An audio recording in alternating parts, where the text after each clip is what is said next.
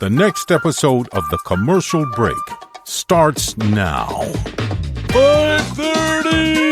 Oh, yeah, cats and kittens. Welcome back to The Commercial Break. I'm Bryan Green. This is my dear friend and the co-host of this show, Krissy Joy Hoadley. Best to you, Krissy. Best to you, Bryan. Best to you out there in the podcast universe. How the hell are you? Thanks for joining us on yet another episode of this, The Commercial Break. The only one you need. The only one you'll ever need. It's not for everybody, but at least it's free.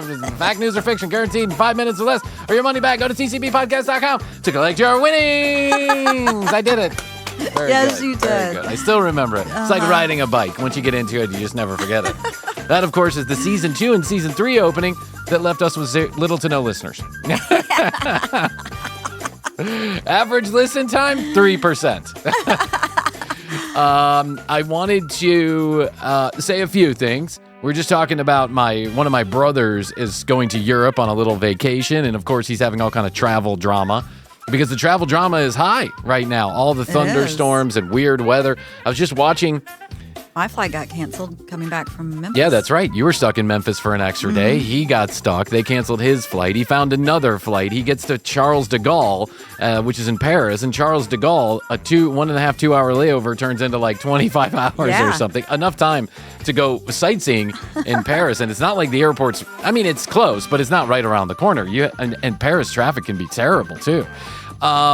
So he's out there. Listen, there's all kind of travel drama right now. And the 4th of July weekend that just happened does nobody any favors, but the weather is wild. I mean, it's wild all throughout the country. All throughout. And even in Europe. And even in Europe. You're right about that. Yeah, no, there's flooding and crazy hail. heat wave. There's Greece is on fire, or one of the islands is on fire. And they had I saw that there was a tornado in Ireland or the UK. They don't have tornadoes over there, and there was a tornado. They don't have tornadoes. It's just not a thing that they're north enough that tornadoes don't happen. They don't have that kind of weather. But I saw that they spotted a tornado.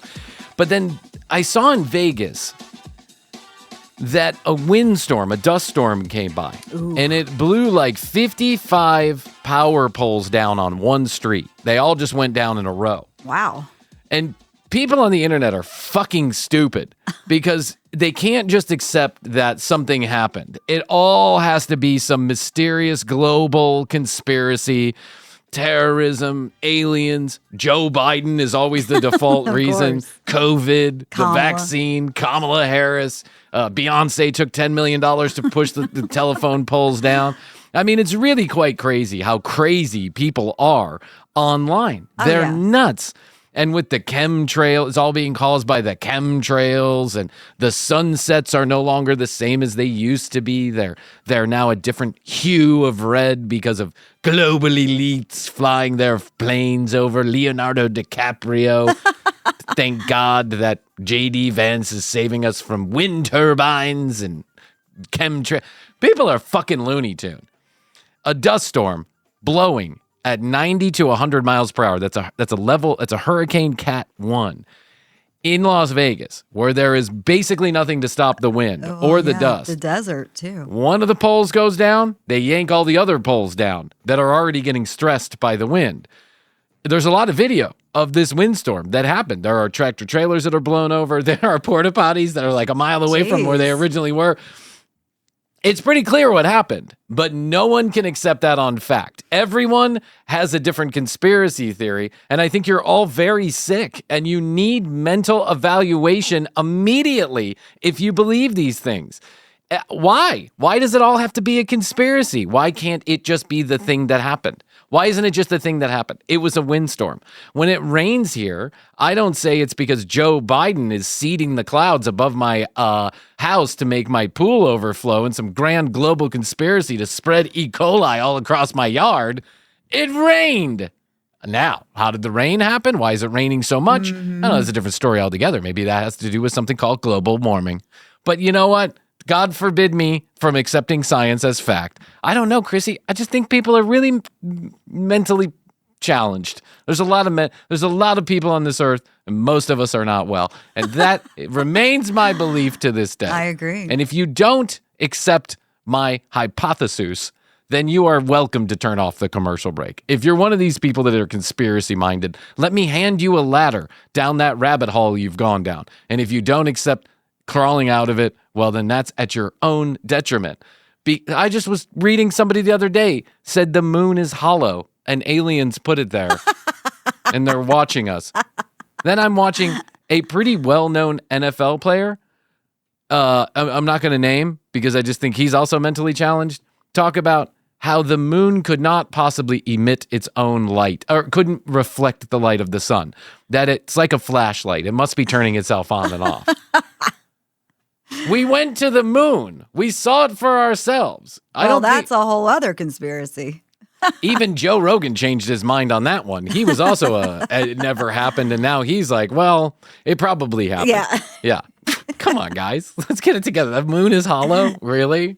Is it made of cheese, too? Is there a man on the moon with cheese in his eyeball? Come on, guys. Get it together. I don't know what it's made of, and I don't know who put it there, and I don't know why it's there, because none of us know, because we weren't there when it happened.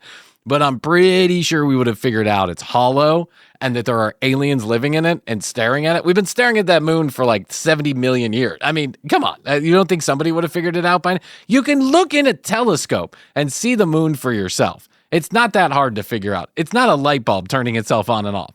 That is the dumbest shit I've ever heard in my entire life. It's a light bulb turning itself on and off.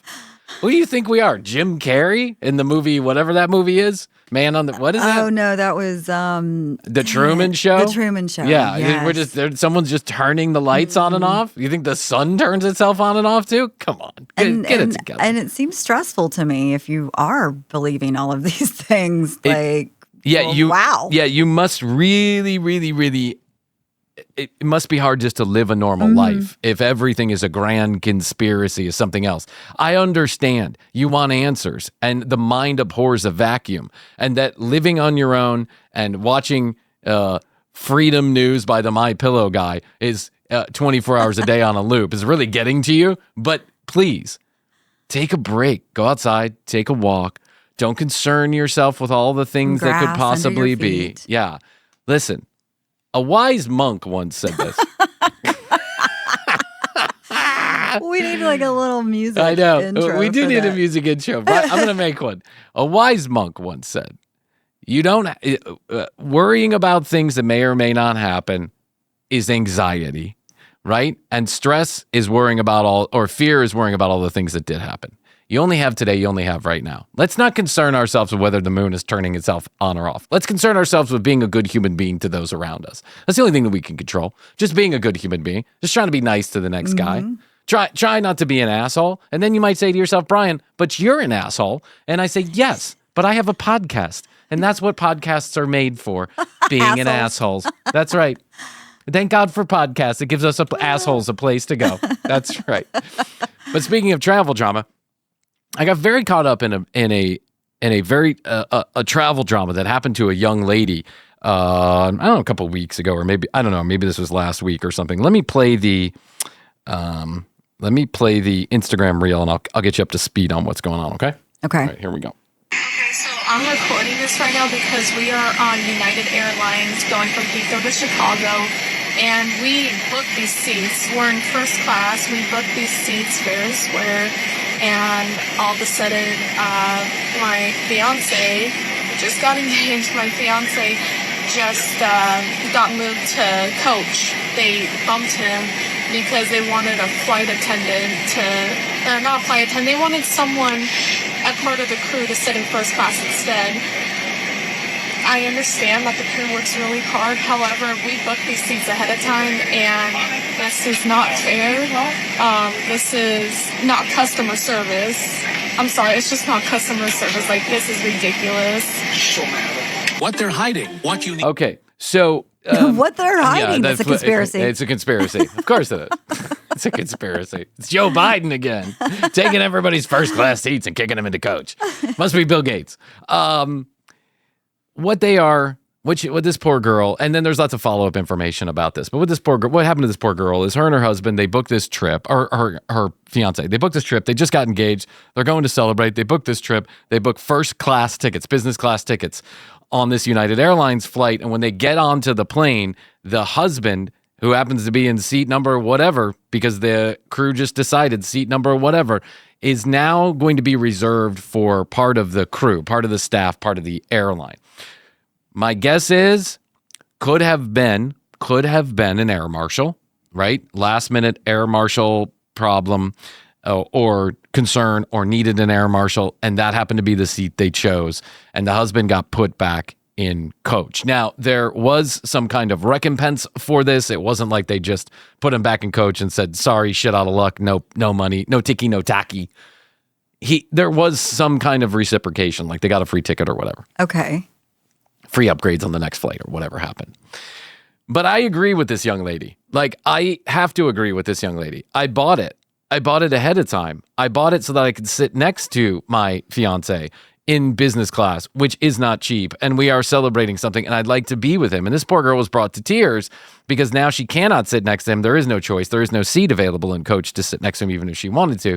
And now she's stuck all alone next to a stranger that she doesn't know. And that's not the biggest part of the deal. The biggest part of the deal is that United Airlines felt that they could just do this. Now it's their plane. They certainly have the right to do whatever. And the law allows it. If you can get bumped at any time for any reason, but this is happening to a lot of people. Yes, they are getting bumped from their flight. We're back to oversold. We're back to airlines paying thousands of dollars to get people out of their seats or just bumping them altogether, even if you have a reserve ticket or switching seats or whatever it is.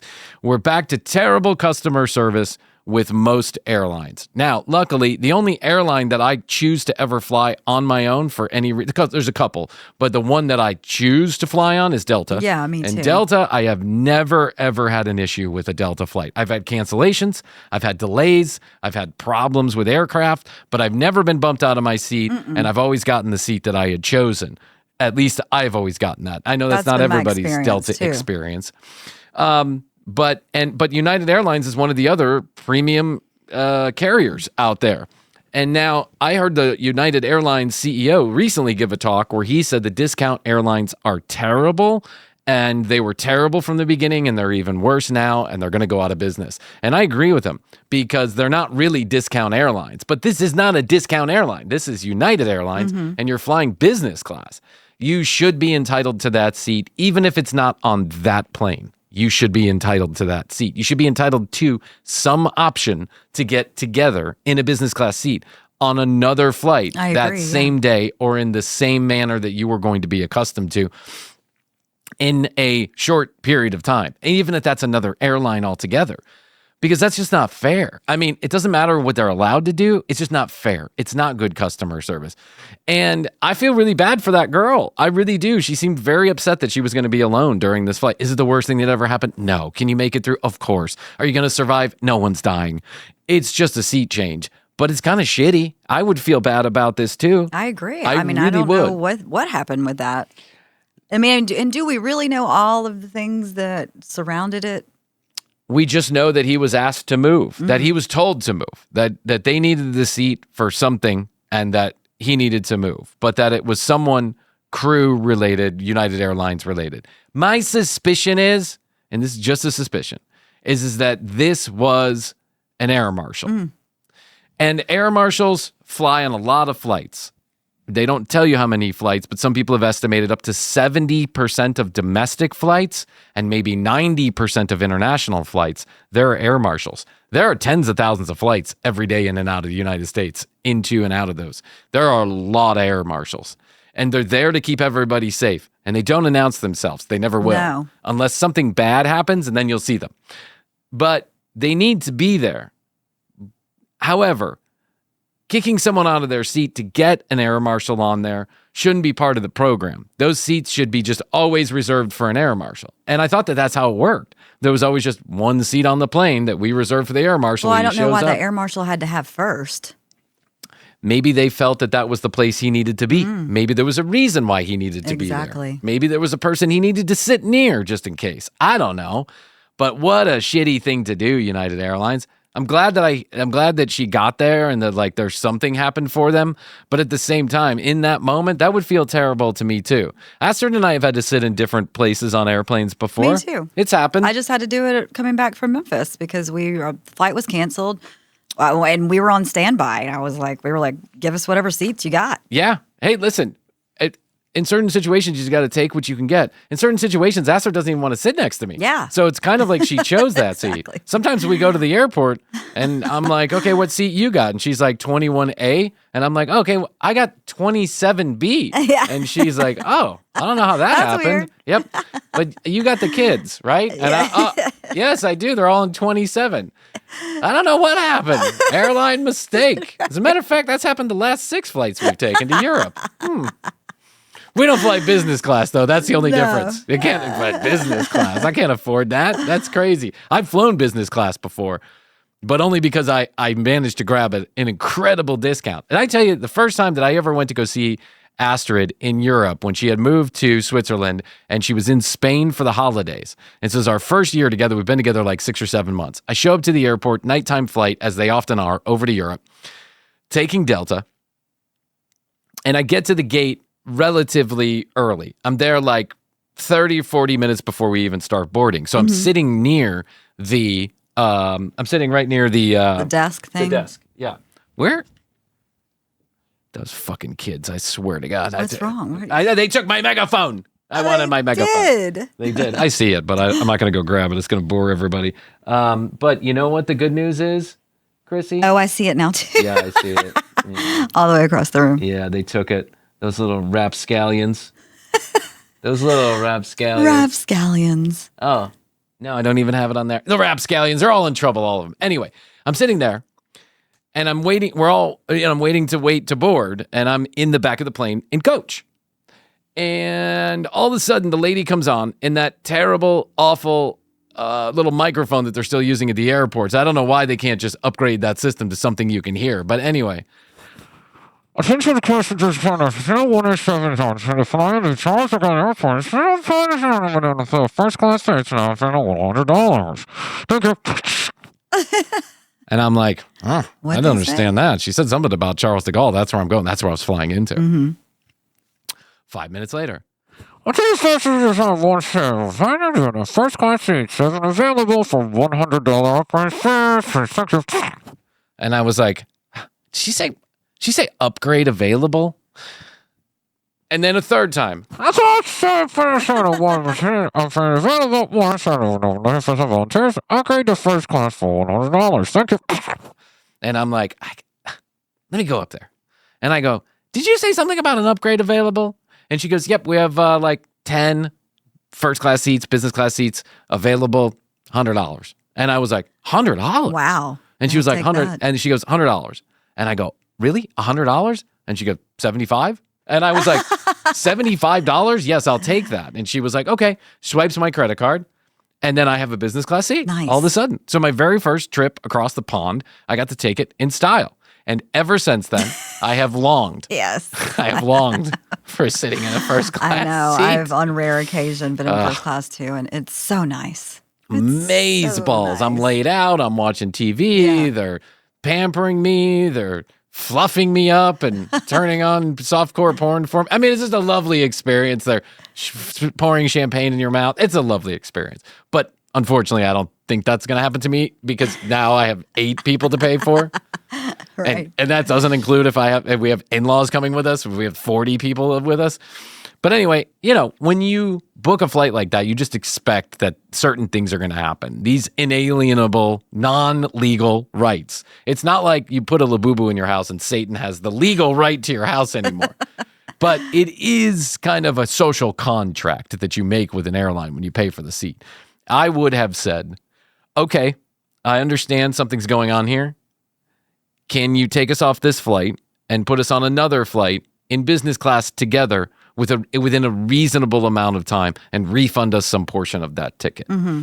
And that's it. Because now that all the cancellations are happening, all the delays, all the things, there's a strike at Charles de Gaulle or whatever's going on, shit's getting hairy and crazy again, as it always does around the holiday time. Let's just admit it. And planes are falling out of the sky, and half of them don't have wings, and doors are flying off, and people are jumping out of airplanes. All this crazy shit that's going on in the airlines. Let's not let us go back to like 2007 when it was just madness and everyone was getting kicked off flights and your seat was already booked and all this other stuff. Let's not go back there. Let's not allow the airlines to go back there. So United I'm not even, I don't want to talk to Delta because Delta, you're doing a fine job. But United, one of the few regular airlines we still have available to us, American Airlines, United Airlines, Delta, can we all just agree that when we have a problem, we do the right thing immediately? Not like after someone puts together a social media post that goes viral, but like right then, just do the right thing, offer the right thing. Let the poor girl sit next to the guy she just got engaged to. They're not going to want to be next to each other for too much longer. So let's let them have their moment in the sun. Do you know what I'm saying, Right, Krissy? yeah, Just new love. saying that. That's it, yeah. So we started the show with one of my favorite sound bites that we've made this year in this season, and that is 5:30, 5:30. Because if you remember, I went over to my mom's for Easter. I went over to the Happy Hills home for crazy people, and we were in the common area, the common recreation area, and there was a guy sitting there staring. We were the only ones in there, my mom and my kids.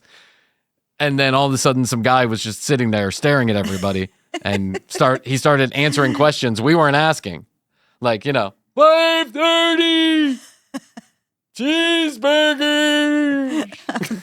Yeah, there was like a mention of dinner. Yeah. And Chicken fried steak. chicken pot pie. Chicken pot pie. And we were like, oh, okay. All right. Pudding. Okay. Sounds good. Fresh flowers on Tuesday.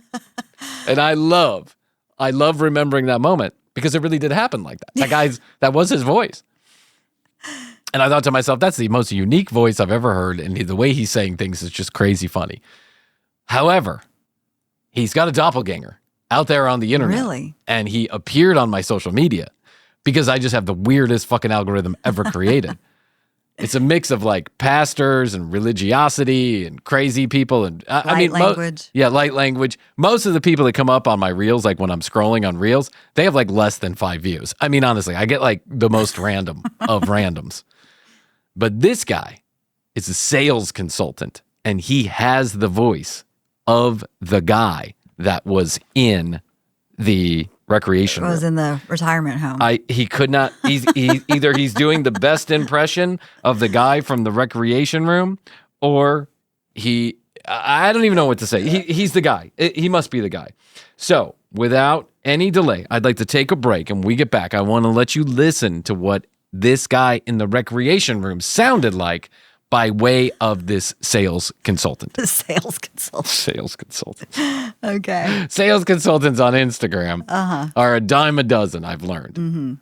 All from Paul, the guy, that guy. Yes, I love that guy. Yeah, that guy's great. We should go back to him. We need to.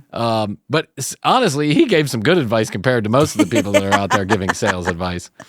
And I found a new one, Krissy. It's been pork chop day for a long time. I got to ask Rachel to recut that. It's been pork chop day for like 6 months.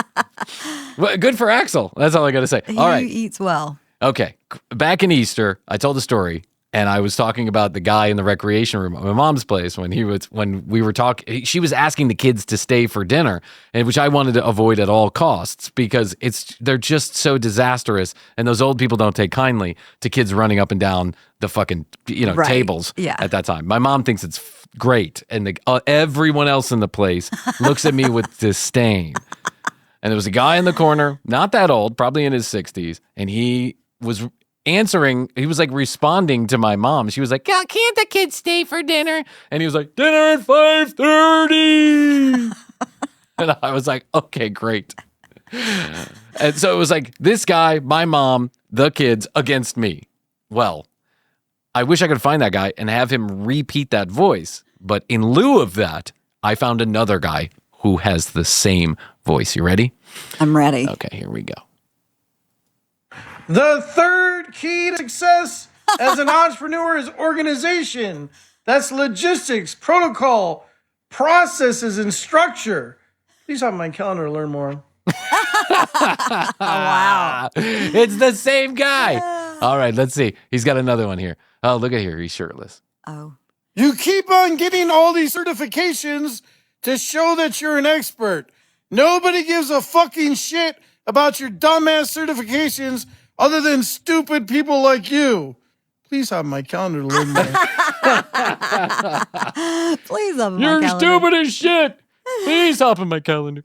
to learn more. I can help you sell more. Look at my beard. It says respectable sales guy.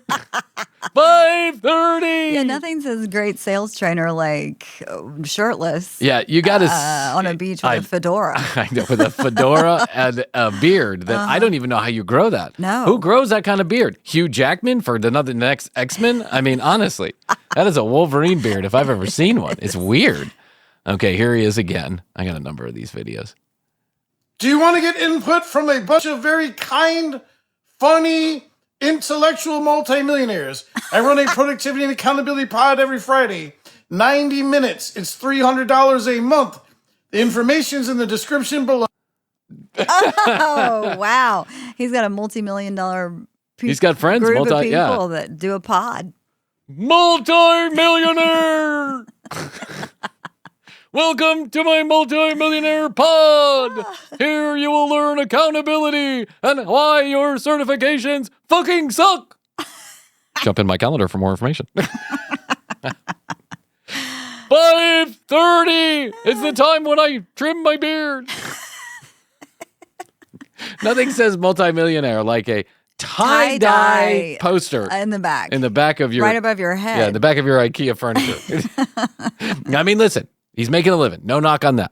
You got to give it to him. He's out there. He's hustling. He's doing his thing. I give it to you, brother. God bless you. If you $300 a month, that's expensive. $300 a month is $3,600 a year to join my pod full of millionaires. Did you jump on his calendar? Of course I did. Of course. I just wanted to record his voice. Listen, I don't need any sales training. It's not what I do. But can you do me a favor and tell me what time it is? 5:30. 5:30. 5:30. Yeah. Look at this guy. He is one of a kind. We should call him and ask for some sales training because I think we need it. I think so too. We're going to need to sell something eventually on this stupid podcast. I love it. And here's my question. At what level of sales are you that you're like not paying, $50,000 for like Bryan Tracy sales training? Like Bryan Tracy is like kind of known as like the god of consultative sales. Bryan Tracy is the master. Everybody, I think, would roundly agree that Bryan Tracy is kind of like a requisite sales training that you should take. I remember reading some of his books. Oh, yeah. I remember that the first sales training I ever did when I first got into my first like office job, Rafa handed me the Bryan Tracy method. And it was like 12 tapes. Yeah. 12 tapes and a bunch of books. And I went through it every morning. I'd listen to another tape, and give you an idea of what it takes to be a consultative salesperson. That means you're not transactionally selling. You're not selling widgets or, you're not in a Best Buy selling phones or whatever it is. You're consulting with someone to figure out what their needs are and then how to negotiate with them back and forth and what negotiation really is and the mind tricks that people play with in negotiation, all that stuff. It's like a really solid introduction to sales. But at what level of sales are you that this guy becomes the answer? Right. Do you know what I'm saying? What are you selling? Like mosquito services for your backyard? Something you needed certification with. Something you don't need certification with because book your certifications. No one cares. Get in my calendar. Let's listen to another one. Here he is. He's got a nice color shirt. I'll give him that. I offer a 30-minute complimentary conversation. I will not try to sell you anything. I will add massive value to your life and business. My calendar is in the description below. Please have my calendar to learn more. His face changes too. I know. He starts yelling and then he's saying, Yeah. Well, I wonder what that meant. I offer a 30-minute complimentary podcast. I will not try and sell you anything. I will add no value to your life whatsoever. You will have to listen to commercials. Get in my calendar. A 30-minute conversation for free where you're not going to try and sell me anything? He's just going to add value. You're a sales consultant. What else are you going to do on that 30-minute phone call? You're going to try and sell me nothing? Really? Is that the truth? I don't believe it. This is why this guy rings a little bit insincere. Let's not mention the shtick that he's got. And listen, everybody's got a shtick online. We got a shtick on this show. Doesn't work very well. I was going to say, what is I wonder that? if his does either. But here's his shtick. His shtick is, let me yell at you so I get your attention right off the rip. Let me yell at you and then kindly tell you where to go to use my products and services. I am a sales consultant. I will add massive value to your life, but I'm not being honest with you right from the moment that I meet you on that, which is I am going to sell you something. I do want your money. I need your money. And that's where Bryan Tracy would tell this guy he's wrong. He should say,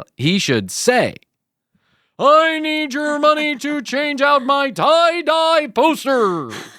Get on my calendar. I offer a 30-minute pressure-filled phone call to use my services. Get on my calendar. Yeah, he should be up front. He should be up front. He did in the other one. He said it was $300 to get the That's pod. right. Well, that's what I like. I like to know what I'm getting myself into. $300 right off the get. There you go. You know, our friend Allison Hare, who should be credited to some degree with getting the commercial break its original legs. Yes, what I agree. What I mean by that is that Astrid encouraged me to do a podcast, if you want to call it, like a video vlog show on YouTube. I didn't love that. I didn't love looking at myself in the camera. I didn't like being in camera. And then Astrid said, well, you should do a podcast. But a couple months later, it wasn't until a couple months later when Allison Hare, who had been doing a podcast for about 6 or 7 months before we started, put together a group of people, like a launch program, where she would teach you all the things you needed to know about starting, naming. It was like a little incubator. Yeah, like a little incubator. And then all the technical aspects about getting the podcast out the door. I joined that. It was like 6 weeks long.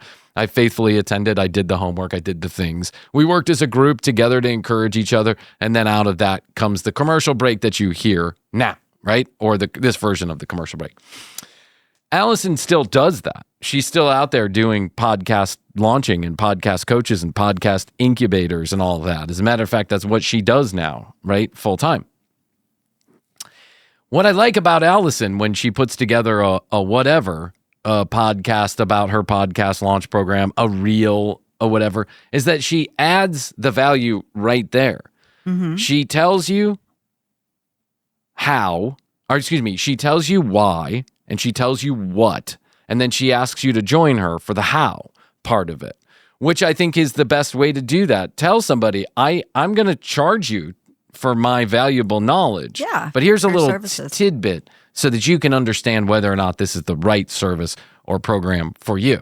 If our friend here, Hugh Hackman, would in fact start off with that, give us a little nugget of information, tidbit of information, something we could sink our teeth into beforehand, then I think I would trust him that if I was in the market for a sales consultant, that would be good. Again, I don't know who needs his services. What are you selling if this is it? Door-to-door Bible sales? Yeah, I mean, there's so many types of sales. It's true. It's really true. I have a friend who's selling solar panels right now, and he is the perfect guy. He is the perfect guy for solar panel sales. You know, who's the guy in Fast Times at Ridgemont High? The Sean Penn plays. Oh, right. Whatever his name is. Yeah. God, I can't think of it. They call him Bender. Is it Bender? No. Okay. Don't know his name. Murkowski or something. No. It starts with a P. Yeah, look it up. We got to look it up. People are yelling. By the way, we're going to get 7 text messages. You know what I love about you, the audience, the listeners? Do you know what I love about you? I'm going to share this with you right now. And I love, love, love this. And Allison is one of these people. When you're listening to our show and Krissy and I get stuck in a moment. Spicoli. When we are in a moment like this and we're stuck or we're saying something wrong or we can't get it right or we don't remember the name or whatever it is, you, the listener, will stream of consciousness text us the answer while you were listening, as if we were right here waiting for the answer from you, like it was live. I love it. I love it. It makes me laugh every time. I get such a kick out of it. And it happens more than I'd like to admit. People, because sometimes I'll pick up the phone and it'll be like, Bill Murray wasn't in Ghostbusters 2, or Bruce Willis started moonlighting because of this. Yeah. And I'll look at the phone and I'll go, well, that's a weird text message to get. And then I'll have to remember we talked about you and that. I were struggling to remember the answer to this, and they were listening to the episode and texted us in that moment. Do that more often, because it really makes me happy very much. So Spicoli is this character in Fast Times at Ridgemont High, and my friend is Spicoli from Fast Times at Ridgemont High. That's who he is. He is the exact same personality. Stoned and everything. He is the perfect guy to go out and sell you solar panels, mainly because he's not the one actually attaching them to your roof. But then additionally, he knows his shit, but he's got this like weird way of selling it. Like he's the kind of guy a crunchy dude that you would expect to be selling you solar panels. He has no sales technique whatsoever, except to show up at your door and befriend you and then explain to you why you need solar panels. God, who's still going door to door? That's kind of dangerous now. I totally agree with you, especially when you're doing something as divisive as saving the earth with solar panels. I mean, it really is. Yeah. I had a door-to-door Bible salesman. The new door-to-door vacuum cleaner is the Roof People, and they are ballsy. They come to our house once every other week. Somebody knocks on our door. Really? I can get you a new free roof with your insurance company. Your roof needs to be replaced. I can do it tomorrow. I've got a crew on standby. I was driving by. I mean, they're ballsy, and they won't stop ringing your doorbell. If they see a car out front, they just keep ringing the doorbell. Wow. They're so desperate to sell me a roof, and I don't need a roof. I just replaced the roof like 9 years ago. I don't need a new roof. I imagine I get 20 years out of it. They're so desperate to sell it, and they have zero sales. Maybe they are the ones who need this guy. Maybe. Because it's just they just approach it all wrong. Did you know your roof needs to be replaced? I don't think it does. I just replaced it 9 years ago. Oh. Who replaced it? What does it matter who replaced it? Right? They're going to knock Yes, that person. my buddy Jose replaced. What do you need to know? I don't know. Why does it matter? Because if you didn't replace, because if didn't use the potty technique, what's that? Overlapping, underlapping, overlapping, below, under, whatever. Then you're going to have damage on your, under your roofing. And I don't see any water in my house. Oh, you don't? No. Oh, well, you will. Okay, let's scare me into a new roof. I was gonna Sounds say, great. Yeah, sign me up. Meanwhile, I got Pizza Hut. I got one of my kids is drinking bleach right now because she thinks that's soda pop. Can I let you go? Is that all right? One of my 13 children is currently setting the house on fire while you're trying to scare me into a new roof. Do you mind if I go? Is that okay? Anyway, those are the people that need this guy's help. I think because he also has a reel that I didn't collect, but he's got a reel where he says, all y'all in my comments talking about what an idiot I am. Meanwhile, I made $453,000 today alone. And it's like, oh, you did? With the tie-dye poster or without the tie-dye poster I in the think Zoom without. phone call? I'm not knocking him. He's out there. He's doing it. Anybody who's hustling for a living gets my respect. That's all I got to say. However, that is the voice. That is 530. That guy. That is that guy. That is his voice. And I just wanted you to hear it. I would like for those two to talk to each other and see that. Oh, God. My mom doesn't even remember who he was. And we suspect maybe he wasn't anybody. He was just a dude who was there visiting or came in off the streets. I mean, there is absolutely no security in that place. People could just be walking in and out, taking packages, eating free ice cream, sitting down for dinner. There's nobody checking anything there. I mean, I think they pretty much think that, it's older folks, so what could possibly go wrong? But a lot could go wrong, actually. A lot could go wrong, Yeah, 530 dude could be in there just, rampaging. He could be having sex with all the women. I mean, you never know. I know. Yeah, those places you really can just come in and out. Yeah. There's like a guest book that I remember I had to sign for my grandfather's, but if you don't sign it, half the time no one was there. Yeah, if you don't, that's right. If you don't, there's no guest book at my mom's place. And literally the doors just swing open. Now they lock at 9:30. They do 9. 9:30. But first of all, who decided 9:30 was the time when bad guys come? Do you know what I'm saying?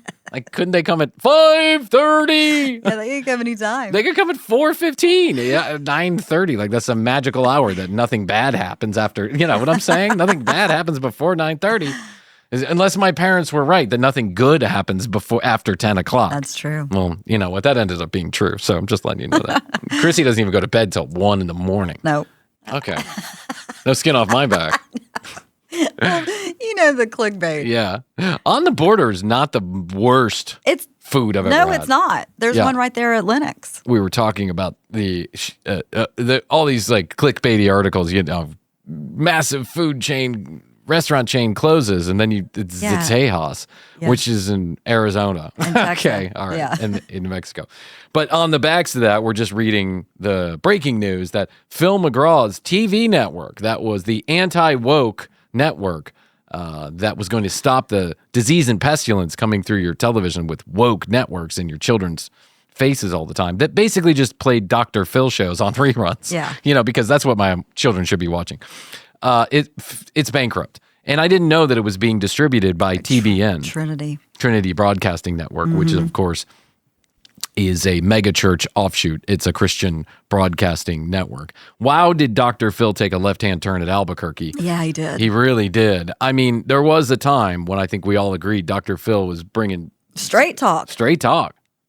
This is going to be a changing day in your life. I want you to make friends with my friends at the commercial break. Now, they paid us a lot of money to say these things, but you can go to youtube.com/the commercial break if you want to watch, and they fuck ghosts. And talk to aliens. And generally have potty mouths. They are woke.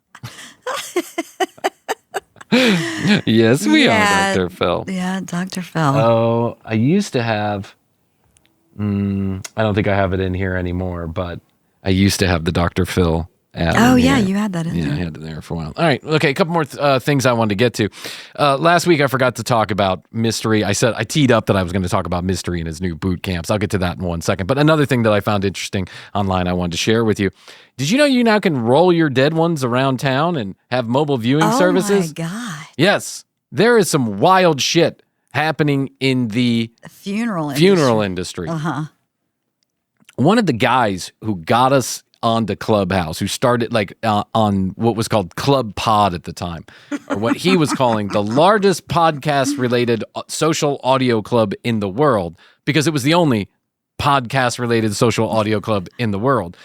One of the guys who started that, not going to name him, he also owned Podcast Magazine.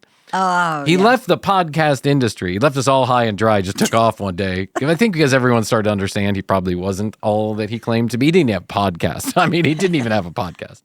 And Podcast Magazine, no one was asking for. A magazine about podcasting. Nor were we asking for the Casey Kasem style top 100 podcasts that you could basically game by just submitting your name over and over again. Anyway, he left to start a funeral home. Really? Yes. And now I recently saw that he left the funeral business to be a DJ. The guy's 62 years old. I mean, this is the goofiest motherfucker I've ever met in my entire life. Don't knock the hustle. He's hustling. And listen, I've had a lot of jobs too. You know, I've changed industries a lot. I was working in commercial real estate before I had a podcast, a comedy podcast nonetheless. But this funeral home industry is wild. And when he was doing videos about his funeral home, that was wild. Then I've seen that in the African American community, in the Black community, it's becoming very popular to pose your loved ones the way that they used to be. I saw that, to be like they are alive during the wake, during the services. So I have seen some crazy shit, like a guy on a motorcycle, eyes wide open. You showed me that. And then I've seen guys sitting next to his TV with his beer in his hand and smoking a cigarette. The cigarette literally smoking, like they made it smoke. They made the cigarette smoke. Yes, they lit it. It was smoking. There's just the nuttiest stuff you've ever seen. Guy who loved to play football in a football pose. It's his real body. They stuck a bunch of sticks in it to make him look that way. It's like they Disney-fied. They taxidermied him. It's insane. It's insane. Well, Now we've taken this all to new levels. At a new level. At a new level, as you can throw her old bones on in there and roll her around town. Let everyone see her in a mobile viewing cart. In a van. Let's take a listen to this commercial for the mobile viewing services. Today is one of our mobile viewing services. We just loaded the decedent and all of the equipment to prepare us for the service. I love how Whitney Houston's Miss You Like Crazy. Oh, it's something like Wind Beneath My Wings. No, it's Miss You Like Crazy. Miss You Like Crazy. I miss you like... But the elevator version, you know what I'm saying? Yeah. Meanwhile, we just loaded the decedent. Families choose our mobile viewing service due to religious restrictions, funeral phobias, financial hardships. Funeral phobias and financial hardships. Well, how much does this cost? Yeah, amen. First of all. Second of all, if you have a phobia of funerals, what do you have of a dead person rolling up onto your front lawn? Showing up in your garage. I mean, honestly. They're in my carport now. They're literally brought them to you. Yeah, we brought the fear to you. Congratulations. Did you see, too, it had like a case of water? Yes, well, wait, hold on. It gets much better. And like a little rug. Yeah, this is the most normal part of this commercial. Hold on. And here we are, right into the location in which the family had chosen and that we have approved. There needs to be approval? You have to approve the location? Arriving, we begin to park the vehicle. Well, they're in style with a Mercedes Sprinter van. Yeah, hey, listen, those Mercedes Sprinter vans, they're not cheap, and they're really cool. Yeah. Astrid and I have talked about getting one if this podcast ever makes any money. Scene is safe. And here you have it. We're pulling up to the what location. If on the way you're involved in a wreck? And yeah, what happens if someone dies? What happens if someone dies while you're showing dead people? this is our final setup. Since it's a little hot today, we made sure that the families are well hydrated along with our... They just pulled up outside of a cemetery. Yes, they just pulled up outside of a cemetery. Well, I guess it's short drive to throw them down in the ground, I guess. Staff, we make sure that the area is safe. Oh, my God. They have a TV in the back playing doves flying through the air. Yeah. Meanwhile, the day is hot. I can only imagine the smell in there. They have water outside. They put a picnic table outside of the water. I'm so confused. I am too. Just take him to the cemetery and put him on the ground. Just go ahead and do graveside. Yeah, just go ahead and roll his old bones on there. This is our final setup. It looks like a bachelorette party. Yeah, I bet they rent it out too. Yeah, you know they do. Party bus. Yeah, Tuesday, Jerry was in here on Friday. We're going to the strip club. Yeah. It's very beautiful. Open casket. Yeah, open casket at 90 degrees. Yeah, it's hot enough to be passing out cold water, but it's just fine for open casket. Yeah. And this vehicle was not bought. This vehicle was built by my husband. This vehicle was not bought. Of course it was bought. What are you talking about? It was built by the husband. Still got the party seats in the back. It does. And the family is also able and the to lights. Yeah. Got like the colored lights. The colored lighting. Yeah, I got that in one of my cars too. sit alongside of their loved one with a comfort snack behind them right there. A couple of And look at our snacks. table. Oh yeah, snacks. Are you hungry? Yeah. Hey, you want some Lay's? Yeah, that's what they've got. Little baggies Yeah, of it's sitting. chips. Now you have to imagine it's a Sprinter van, a black Mercedes Sprinter van, door wide open, casket in the back, casket open, and then a picnic table with a black tablecloth on top of it, and there's some Lay's and some water in like buckets you buy at Walmart. Listen, before you go see Jerry, would you like some Cheetos and a Sprite? I know. I'm picturing people like munching the chips as they're looking. I love Jerry, but these Cheetos are really good. Can you roll this van over to my house when you're done? I'm hungry. Of course, we have to always. Whoa! Oh. A girl just popped out of the bottom. She did. She's wearing a T-shirt. And look who came to help. So Kylie is serving today. Because of the heat, we made her dress accordingly. We made her dress in her Stitch outfit. And Did there she you have like have Mickey Mouse gloves on too? Well, those were like plastic gloves, but okay. for food safety. But obviously, they didn't buy them in child size, so they look like Mickey Mouse gloves. I mean, it's all just like kind of crazy. the cemetery, where the decedent will be laid to rest. This is our mobile viewing service. I mean, I hate to knock it, but I also, because I imagine that a lot of people use it. Do you know what I'm saying? I got to imagine that people, they wouldn't have spent all that money on that van unless they did. All right, so if you need hold on, because I guess you're taking away the funeral home. It's just the home. The funeral home is mobile. The funeral home is mobile. So when she says because of financial constraints, she's really talking about her own financial constraints. I don't have a building to put your loved one in. Yeah. But hey, listen, necessity is the mother of invention. Somebody wanted this. That's true. And now this is probably popular in multiple places. And maybe it is convenient. I don't know. I guess that doesn't really matter where you view someone. Probably not. I would rather do it in a funeral home, but that's not me. All right.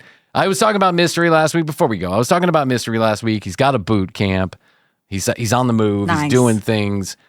I've been paying attention to these boot camps as they move across the world, which basically sounds like they rent Airbnb, and then they spend 3 or 4 days with 3 or 4 guys who are willing to pay $5,000 or $6,000 a piece to spend time with Mystery. To pick up girls. Yeah, but I don't even think they get. I've listened to reviews about this and watched videos. A lot of times they don't even get to the picking up girls part. They just hang out with Mystery and his friends for a couple of days. Oh, I think it's about connection. I think people are willing to pay for connection. Doesn't matter if it's female or not.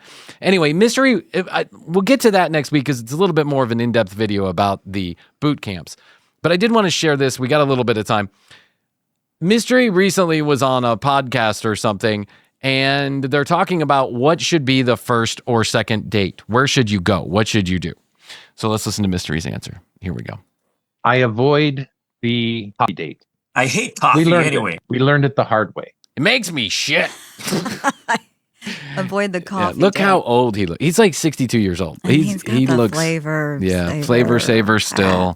Still that stringy long hair. It doesn't work. It's too me against her. She's on the other side of the table at the coffee shop. Me against her. Well, what are you supposed to be a table? Are you playing Dungeons and Dragons? What are we doing? Yeah, you go to a coffee date. That sounds pretty ambiguous. Yeah. I don't like. But at a table, any kind of table, even if you're in a regular restaurant. Right. Well, sit in a booth. Sit on top of her. Ask her to sit on your lap.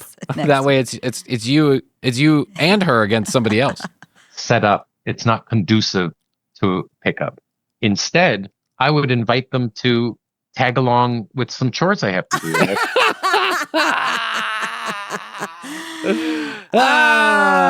Nothing says first date like I've got to run some errands. Yeah, nothing Wonder says... if you would come along, tag along. Nothing says first date like I got to get my carbuncles shaved off at the podiatrist. You want to come along? Got to do some banking. I got to do some banking. Some banking. I got to do some banking. Why don't you come with me? My account's 300 in the negative. Do you have 100 I can borrow? Yeah, bring your checkbook. I got to do some banking. Some banking? Who does banking anymore? Got to pick up headshots. I got to pick up headshots? Okay. All right. Pick up my new boots. Why don't you come tag along with me? Maybe you gonna pick up my new boots. I feel like these are chores he actually has to do. No, they are. Got some chores you want to take care of too. You got some banking. We can get it all done together. That's a much more double bank. You want to go Dutch on banking, or picking up my boots or my headshots? You want to go on a double banking date? I still owe the photographer $500. Right. You want to go double Dutch? Hopscotch on that? Hopscotch. You want to go hopscotch on banking? Fun day 2, just hang out. Rather than putting the dating frame on top of it, it feels too formal. Yeah, he's giving advice that's going to get no one laid ever. No. I mean, honestly, dude, you don't invite someone to go do banking with you and pick up your headshot until you're married, okay? That's probably the best thing to do. Even then, yeah, who's doing the banking? No one's doing banking. You do it on your phone. If you still have to do banking, you're banking at the wrong bank. Do you know what I'm saying? Oh, howdy doody. Well, I will say it's an interesting world out there. We've covered a lot today. I think this might need to be a new segment, though, is like weird Instagram. That's what I'm doing. I've been collecting them, and so I figured out how I can There's enough. Pull Instagram reels, because before I was just able to talk about them, maybe play the audio for them, but now I can pull them down and we can watch them, and you can see them on youtube.com/the commercial break, but not on Dr. Phil's network anymore. No, I don't even know if he does a podcast anymore. He used to have a pretty popular podcast. He did. Yeah. But you know what this is? This is a restructuring. Dr. Phil will be back. Don't cry. Don't sing such a sad song for Dr. Phil. Yeah, he's not going away. No, he's a billionaire. That guy's a billionaire. And like all other billionaires, that means he's bending the knee. He's bending the knee. Oh, Lord, what are we going to do? You know, I was thinking about, we need to get that South Georgia Sean down there to that gator traz or whatever it is, and get him to start collecting those gators around there. And let those poor folks out. Unbelievable. We're punishing people by putting them in a serpentine soaked Everglades. Dr. Phil does still have a podcast I'm looking at. Oh, he does? Uh-huh. What's it called? It's called the Dr. Phil Podcast. Oh, okay. Right. And the last episode was Beyonce wore a shirt. The internet lost its mind. The real story with Dr. Phil. Oh, she's probably a Satanist. Yeah. Oh my God. Oh, Dr. Phil. Now I'm mad I ever paid the guy to do anything. You know? I'm mad. But this is before we knew. None of us knew. He was just a shitty 5 years ago. daytime television guy when we did that. He was like one of our first host to read ads that we did. Anyway, 212-433-3TCB, 212-433-3822. Questions, comments, concerns, content ideas, we take them all right there at that phone number. Do text us. We'd love to talk to you. At The Commercial Break on Instagram. Thank you for subscribing. Keep doing it. YouTube.com/The Commercial Break for all the episodes on video. Same day they air here on the audio. And TCBpodcast.com for all the audio, video, and your free sticker. Okay, Krissy, that's all I can do for today. I think so. I'll tell you that I love you. I love you. Best to you. Best to you. And best to you out there in the podcast universe. Until next time, Krissy and I will say, we do say, and we must say, goodbye.